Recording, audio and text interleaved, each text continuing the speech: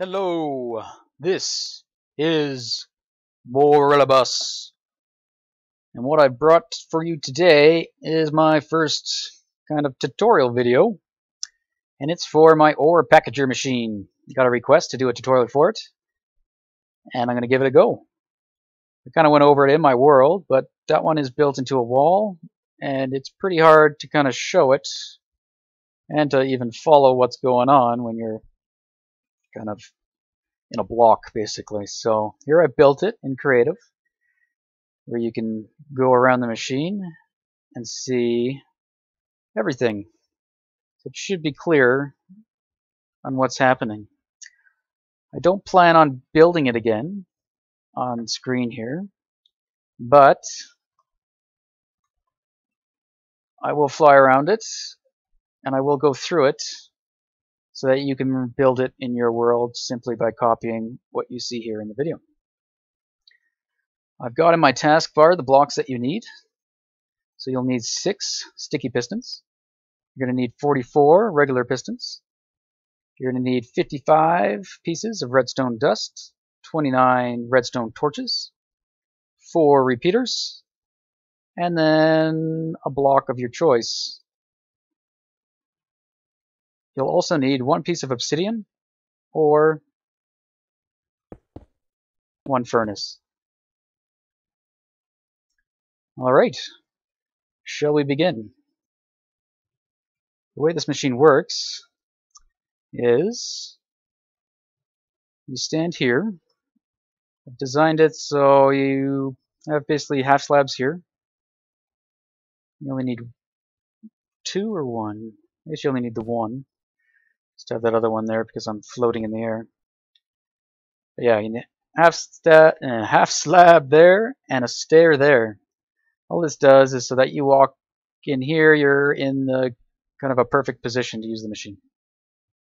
All you do is you look down at this piece of glass. Just make sure you're looking at kind of the bottom half. If you look up too high, like right around here, you'll get some blocks misplaced. So yeah, you just stand here and hold down your place block button. And it'll just keep going. This machine will take 9 stacks before it will lock up. And in fact, 9 stacks plus 1 block, which is a total of 577 blocks. And there we go. So you can see what it's doing. When it gets to the end there, just do a few more. Pushes out. So by the end of it, you have a giant cube, or not, in this case a rectangle, of ores that you can then come and use your fortune pick on. Let me just get rid of these.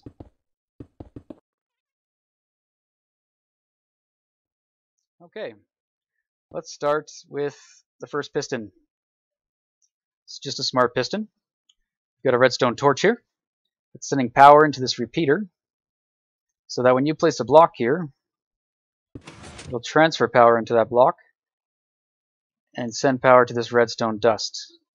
This redstone dust loops around and heads into the piston. And that piston fires momentarily. Used a sticky piston with a transparent block. Because if you don't have a transparent block, or you use a regular piston, I think the regular piston will butt out. I could be wrong. But if you use a non-transparent block here, it'll lock itself on. So that is why I use a transparent, in this case glass. So yeah, that is it for that guy. Pretty simple, straightforward. Just sending power to a piston. Since this guy's on all the time, it's not actually providing a delay. So this thing is pretty quick at firing. Alright, the next stage of the machine is this row of 4 pistons. Again, sticky with glass. You could probably use regular pistons. It just makes the wiring a little more tricky, and you get some like bud stuff happening. So to just simplify it, I've just used sticky pistons with glass. It just means you get 1 less row. So you could have this 12 if you could end up using regular pistons. But In this design, it is sticky pistons with, again, transparent blocks. And you really only need a transparent block for this guy, because he's the one that goes in front of the power. So this is powered by a redstone torch, which is powering this redstone dust, which is sending power into this repeater. And again, when a block is placed, power is sent into that block, and then this repeater pulls that power out and sends it into this block. I put a piston here because if you just put redstone dust, it'll power one of those pistons on the piston wall. So that's what the repeater here is for. You might be able to put redstone dust there, you probably can. But this guy isn't providing a delay either. So it's not really an issue in that respect. But if you want to try to save some redstone, you could try with some redstone dust. I think it'll work. So, when a block gets placed, power goes into this repeater, sends power into this block, which turns off this torch, which will turn off this redstone dot right there. Because that's a redstone dot, it is currently powering this block here. And that is turning off this redstone torch, which is keeping these guys off. But if we turn off this torch, that turns off that redstone dust, which allows this torch to turn back on, which will power directly these two pistons here in the middle. And it'll also send power up into this block, which in turn powers the top piston. And then it also sends power onto this redstone dust, which will then power this block, which sends power into this piston. The last little thing we have here is this line of redstone dust. And it goes down to the torch that is the power for the first piston. The reason you need that is because this guy just runs way too quickly. And this can't push the blocks out of the way, quick enough. So this will, every time that these 4 pistons fire, it'll turn off the power on this guy, giving this guy a bit of downtime. And then by the time they've moved out of the way, this thing will turn back on and allow the next piece of ore to continue through. So if I get rid of that, we will see what would happen. And there you go, it'll lock up right away. So because these guys were in the process of pushing, there was nowhere for this piston to go. It couldn't push any blocks, so it just locked up. And it'll stay locked up until you either toggle the power or update the block. But in this case, it's not easy to update the pistons, so I've got it so it just automatically toggles the redstone power for that piston. Sorry, lost my concentration there. Okay, the other thing you need is this furnace. Alternatively, you can use a piece of obsidian. Those 2 blocks cannot be pushed by a piston. And you need that there, because if you don't, you run into another problem with this guy. Again, he's just too fast. So it's broken. So it'll actually push up too far. And now it's broken. So that is what that furnace is for. Alternatively, you could just make sure that there's enough blocks above this machine so that there's nowhere for this to go. Alright, so that is this half of the machine. There's also this button. All this is a reset. I can show you why that is needed later. Okay, so the second part of the machine is this guy. Piston wall. So when this gets full of ores, let me demonstrate. I'll just fast forward this bit.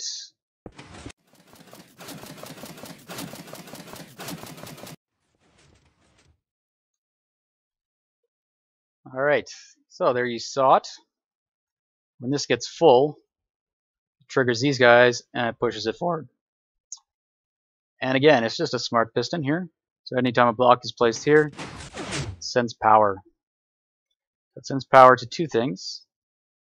This piston, which is used to form a pulse limiter. So what that does, so when the block is placed, this redstone torch will send power into it, which will send power through this redstone dust, also power that piston. But before that piston can push that block over top of here to cut this wire, a small pulse of redstone will have made it through.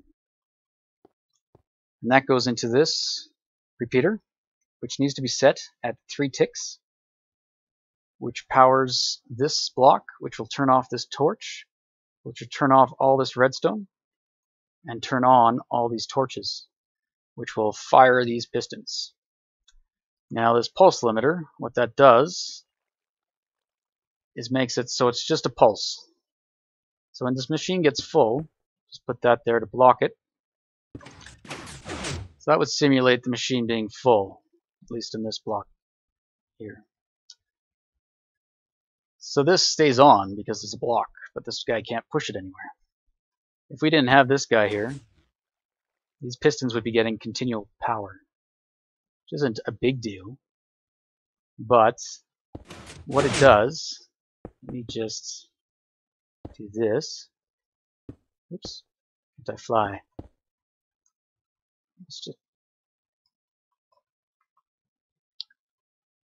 So let's say that would be the machine kind of full. So when your machine is full and you're mining your ores, and you go to remove these guys, because they're powered, even though they were locked, if you update the block next to the piston by breaking this block, it's going to fire.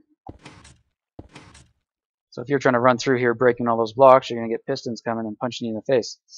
So you don't want that unless you break this block first. So, but to make it so you don't need to worry about that, I've added this little guy. So even though that gets full, even though this is on, this isn't on. And these guys are not powered, so you can come through and mine this however you want. Not a problem. Easy. Alright, that's it. So yeah, all this is a line of redstone dust with torches on the side. So each row will power 2 rows of pistons. So these torches power this row and the row below it. And same with this guy. Powers this row and the row below that. And there we have it. That is the ore packager machine. So the other thing I want to show you is what happens when this machine gets full. I'm not going to fill it up. Maybe I'll do a little montage at the end. And maybe I could then tell you guys how long it takes for it to actually fill up the whole machine.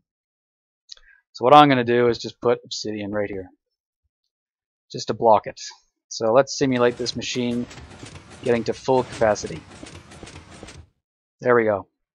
So that is what would happen when you've got this all full. So now, when you're coming out and you're mining everything, you get to this last row, you can either mine it out yourself, or if you hit this button, it should pulse and start the thing again.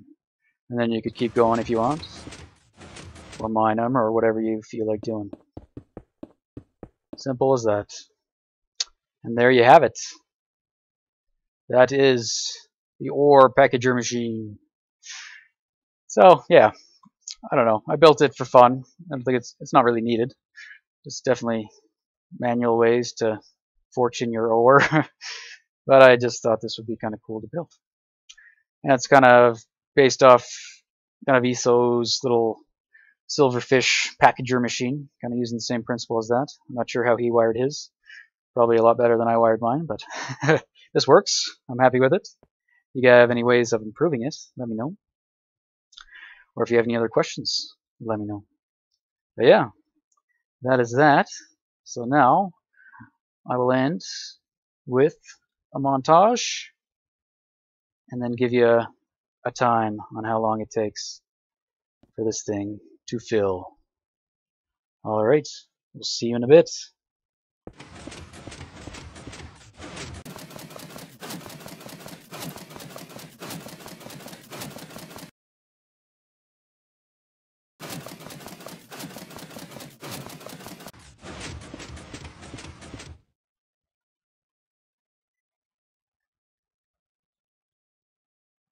There we have it.